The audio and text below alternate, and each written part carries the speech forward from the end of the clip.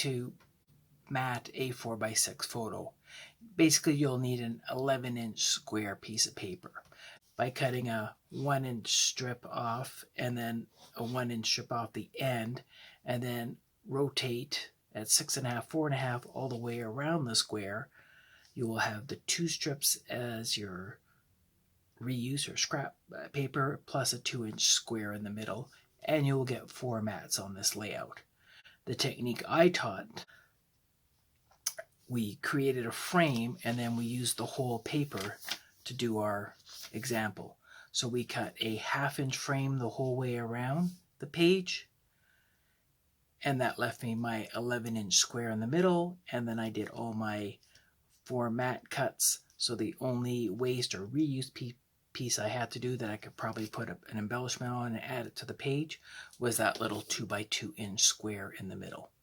So that's the cut I'm going to show you now as to how I did it.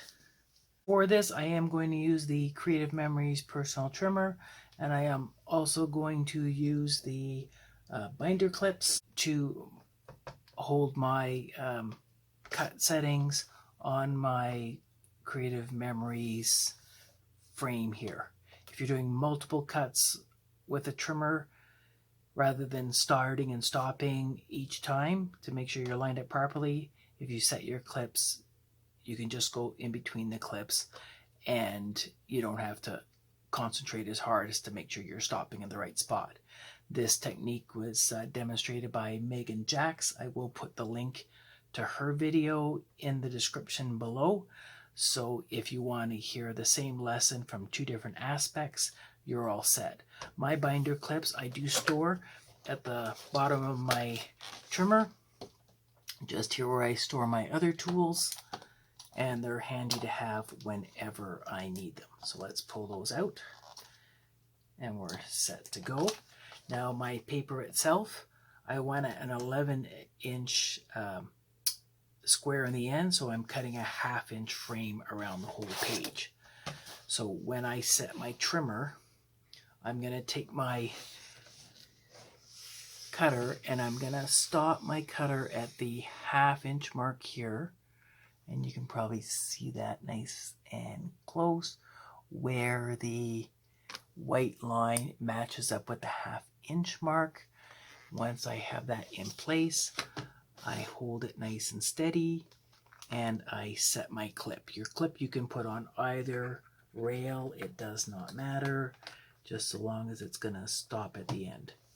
Double check that we're on at the 1/2-inch and we're all set there. And then again, I will set my clip at the other end of my rail at the 11.5. Slide that there for now, double check.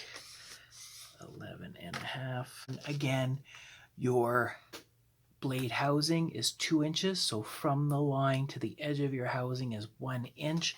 So if I stop my housing at the 10.5, I know I'm at the 11.5 on the inside mark there.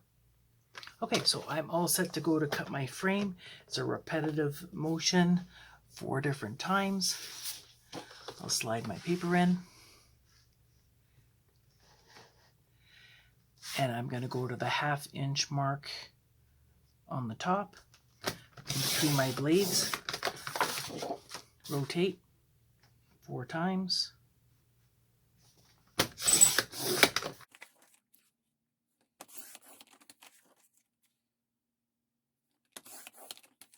And this will give me my 1/2-inch frame for my page layout. And I'll set my frame to the side and I'll show you what I did with that afterwards. I am now left with my 11x11 piece of paper. If I don't want to extend the arm, it's easier to cut lining up with the 4.5-inch side that I'm going to need here. So I'm going to set my trimmer on the cuts at the 6.5-inch. So if I'm going to slide my housing to the 7.5, mark on the outside again. So I'm stopping at the 6.5. I can double check real quick. Stopping at 6.5, set at 7.5. I do not need this clip right now. And I can go ahead and make my 4 rotating mat cuts right now. So I'm going to go into the 4.5 inches. And I'm stopping at 6.5 here. I'm going to rotate 4.5 down to my end. Rotate. There's mat number 1. 4.5.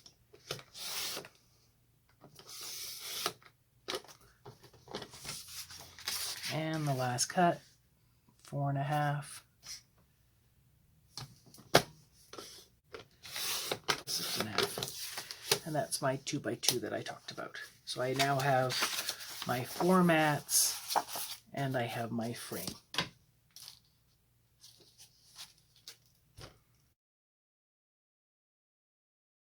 For my basic layout sketch that I'm going to do, like I said, 2-page layout with just these parts for your base setup.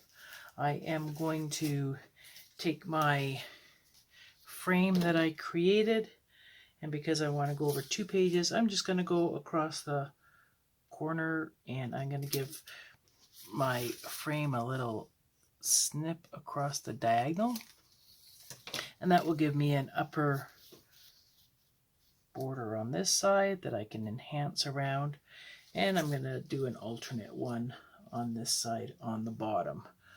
For my mats again, you can put them either way on your page, right, in any direction that works best for you.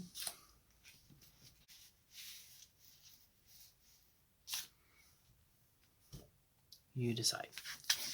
Depending on what photos you have, you're all set to do different things on your page.